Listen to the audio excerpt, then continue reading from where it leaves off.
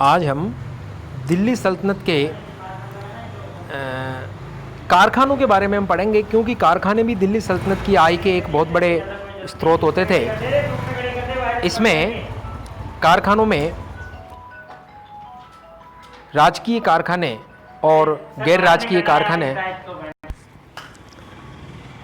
तो कारखाने जो थे वो सल्तनत कालीन आमदनी के एक बहुत बड़े सोर्स थे। कारखानों का प्रमुख मुतसर्रिफ कहलाता था, ये आप ध्यान रखें।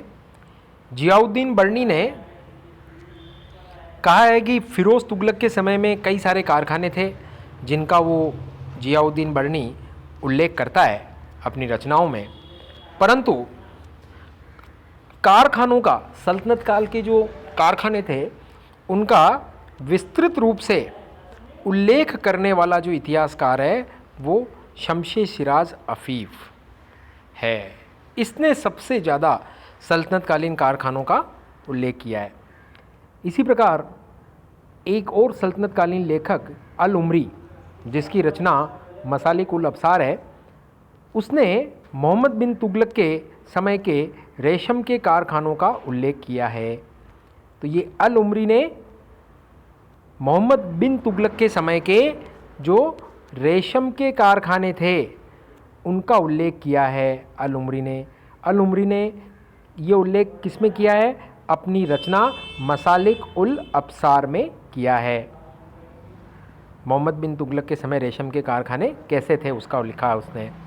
मोहम्मद बिन तुगलक ने एक वस्त्र निर्माणशाला की स्थापना की थी जहां रेशमी कपड़े बुने जाते थे, और मोहम्मद बिन तुगलक की इस वस्त्र निर्माणशाला में, जिसमें रेशमी कपड़े बुने जाते थे, 4000 जुलाहे कार्यरत थे।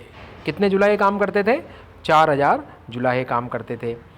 फ़िरोज़ तुगलक के समय में कारखानों का जो प्रमुख था, मुतसर्रिफ जिसको कहते थे, वो ख्वाजा अबुल हसन था। मुतसर्रिफ कौन था?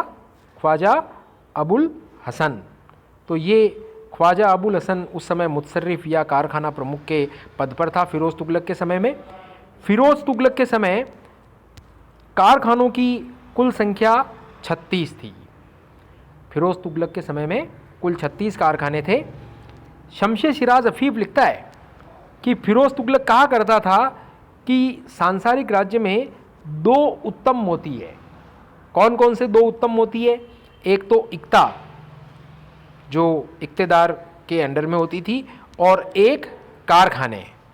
इक्ता और कारखाने ये सांसारिक राज्य में 2 उत्तम मोती है जो उत्कृष्ट गुणों वाले हैं। तो इक्ता और कारखानों की प्रशंसा फ़िरोज़ तुगलक करता है, ऐसा शमशे शिराज अफ़ीफ़ का कहना है। फ़िरोज़ तुगलक कहता था कि एक कारखाने के मुतसर्रिफ जो होते थे वो मुल्तान नगर के सूबेदार से कम नहीं था। मुतसर्रिफ का जो पद था, कारखानों का प्रमुख मुतसर्रिफ होता था, फ़िरोज़ तुगलक कहता है कि मुतसर्रिफ का पद बड़ा ऊंचा पद होता था, मुल्तान के सूबेदार से कम नहीं था ये।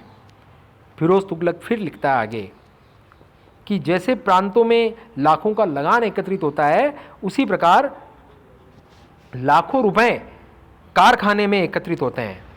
और फ़िरोज़ तुगलक ये भी वर्णन करता है, शमशे शिराज अफ़ीफ़ के अनुसार फ़िरोज़ तुगलक कहता है कि मेरे एक कारखाने में इतना उत्पादन होता है जितना मुल्तान नगर के उत्पादन से भी कम नहीं है। मतलब मुल्तान नगर में जितना उत्पादन होता है उतना उत्पादन मेरे एक नगर के अंदर, मेरे एक कारखाने में हो जाता है। फ़िरोज़ तुगलक ने निर्देश दिया था कि उम्दा कारीगरों के द्वारा बनाई जाने वाली वस्तुएं जिस दाम पर भी मिले वो खरीद ली जानी चाहिए। बताया जाता है कि फ़िरोज़ तुगलक ने एक जोड़ी जूता जो बड़े उम्दा कारीगरों ने बनाया था वो 70,000 टंके में खरीदा था। कितने में? 70,000 टंके में एक जोड़ी जूता उसने खरीदा था। अब शमशे शिराज अफ़ीफ़ कहता है कि फ़िरोज़ तुगलक ने कारखानों का विभाजन 2 श्रेणियों में किया था। पहली रातीबी और दूसरी श्रेणी गैर रातीबी। ये कारखानों की मोटे तौर पर 2 श्रेणियां थी। रातीबी किसको कहते थे? रातीबी कारखाने वो होते थे जिनमें कार्यरत कर्मचारियों को निश्चित वेतन दिया जाता था, और गैर रातीबी कारखाने वो होते थे जिनमें कार्यरत कर्मचारियों के निश्चित वेतन का प्रावधान नहीं था। तो ये शमशेर सिराज अफीफ ने ये इस प्रकार के कारखानों के विभाजन बताए हैं, रातीबी और गैर रातीबी। अब रातीबी कारखानों का वार्षिक अनुदान सरकार की तरफ से निश्चित था, और रातीबी कारखानों में पील खाना, आबदार खाना, पाएगा, सग खाना और शुतुर खाना आदि आते थे। जबकि गैर रातीबी कारखानों में रिकाब खाना और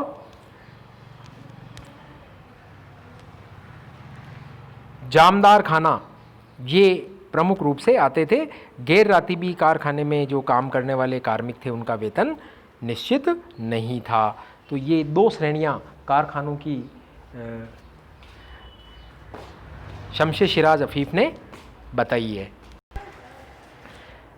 तो ये दो कारखाने शमशेर सिराज अफीफ बताता है, रातीबी कारखाने और गैर रातीबी कारखाने। और इसके बाद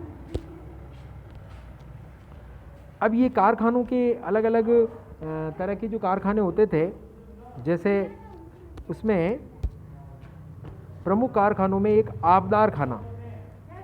अब आबदार खाना किसको कहते थे? जल के प्रबंध से संबंधित कारखाना। शाही शस्त्रागार जहाँ शस्त्र बनते थे वो कहलाता था कूर खाना। इसके अलावा तीसरे प्रकार का कारखाना था पताकाएँ जहाँ बनती थी वो कहलाता था अलम खाना। अलम खाने के अंदर पताकाएँ बनती थी सल्तनत की, जैसे कुतुबुद्दीन ऐबक का जो ध्वज था उस पर चंद्रमा का अंकन होता था या शेर का अंकन होता था। फिरोज तुगलक के ध्वज के ऊपर सर्प का अंकन होता था। तो सर्प युक्त पताकाएँ भी कारखानों में बनती थी, वो कारखाने कहलाते थे अलम खाना। वस्त्रों से संबंधित जो कारखाने थे वो जामदार खाना कहलाते थे। घोड़े की जीन जहाँ बनती थी वो कारखाने रिकाब खाना कहलाते थे।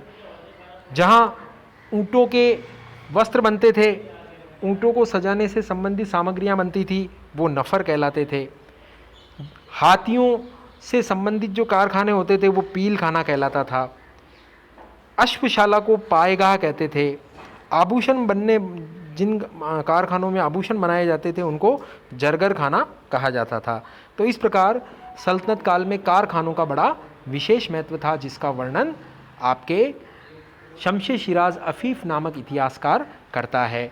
और मोटे रूप से शमशेर सिराज अफीफ ने कारखानों को दो भागों में बांटा, जो मैंने बताया आपको, पहला रातीबी कारखाने और दूसरा गैर रातीबी कारखाने। रातीबी कारखानों में काम करने वाले कर्मचारियों का वेतन निश्चित होता था, और गैर रातीबी कारखानों में काम करने वाले कर्मचारियों का वेतन निश्चित नहीं होता था। तो ये कुछ कारखानों से संबंधित जो जानकारी थी वो हमने आज आपको बताई। अब सल्तनत काल में भारत में कई सारे नगरों का विकास हुआ, और इतिहासकार मोहम्मद हबीब ने भारत में तुर्कों के आक्रमण को नगरीय क्रांति कहा है।